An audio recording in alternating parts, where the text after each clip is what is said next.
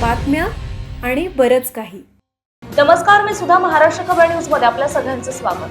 पुणे जिल्ह्यातील दौंड तालुक्यातील राहू परिसरातील सोनवणी मळा येथे एक अत्यंत हृदयद्रावक आणि संपूर्ण गावाला सुन्न करणारी घटना उघडकीस आली.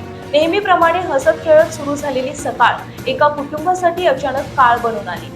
घरातील एका तरुणाला विजेचा धक्का लागल्यानंतर त्याला मृत्यूच्या दाढेतून बाहेर काढण्यासाठी त्याच्या सख्त चुलत भावाने स्वतःच्या प्राणांची बाजी लावली. मात्र नियतीला काही वेगळेच मंजूर होते. भावाला वाचवण्याच्या अतितटीच्या प्रयत्नात या दुसऱ्या भावाचाही अत्यंत दुर्दैवी अंत झालाय.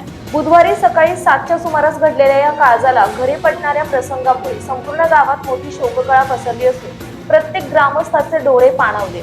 ओम नितीन भोईटे वय 18 आणि रोहित अनिल भोईटे वय 21 अशा या भीषण घटनेत आपले प्राण गमावलेल्या दोन दुर्दैवी चुलत भावांची नाव आहेत. प्राप्त माहितीनुसार ही घटना घडली तेव्हा सकाळचीच वेळ असल्याने घरातील सर्व सदस्य आपल्या नेहमीच्या कामात व्यग्र होते. वातावरण अगदी शांत होतं. त्याच वेळी ओम नितीन भोईटे हा घराच्या आतमध्ये असताना त्याला अचानक एका जोरदार विजेच्या प्रवाहाचा झटका बसला. तो विजेच्या धक्क्याने तडफडत असताना त्याचा आवाज ऐकून किंवा त्याला त्या गंभीर अवस्थेत पाहून त्याचा चुलत भाऊ रोहित अनिल भोईटे याने क्षणाचाही विलंब न लावता त्याच्या दिशेने धाव घेतली. आपल्या भावाचे प्राण कोणत्याही परिस्थितीत वाचवायचे याच एकमेव उद्देशाने रोहितने त्याला विजेच्या संपर्कातून दूर करण्याचा आटोकाट प्रयत्न केला. परंतु या बचाव कार्यात विजेचा तीव्र प्रवाहाने रोहितलाही आपल्या विळख्यात ओढले आणि त्यालाही जोरदार शॉक बसला.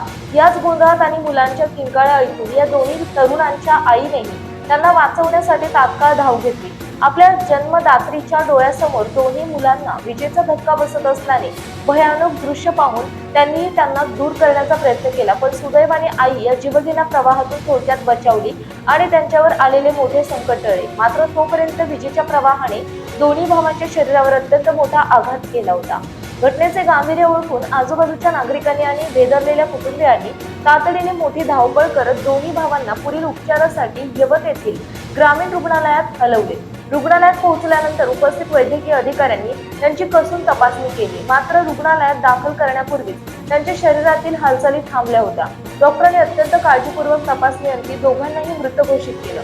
या निदानानंतर भोईटे कुटुंबावर अक्षरशः दुःखाचा डोंगर कोसळला आणि कुटुंबियांनी फोडलेला हंबरडा उपस्थितांची मने हेलावून टाकणारा होता. घरामध्ये नेमका कोणत्या कारणामुळे हा विजेचा प्रवाह उतरला, वायरिंग मध्ये काही बिघाड होता का किंवा हा अपघात नेमका कसा घडला याचे स्पष्ट कारण अद्याप समोर येऊ शकले नाही. सध्या या संपूर्ण प्रकरणाचा संबंधित प्रशासकीय यंत्रणा आणि पोलिसांकडून अत्यंत सखोल तपास सुरू आहे. या तपासाअंतीच मृत्यू मागचे खरे कारण उलगडणार आहे. ऐन उमेदीच्या काळात कुटुंबाला हातभार लावण्याच्या वयात दोन तरुण मुलांचा अशा अनपेक्षित पद्धतीने अंत झाल्यामुळे सोनवणी मळा आणि संपूर्ण राहू परिसरातून मोठी हळहळ व्यक्त केली जाते.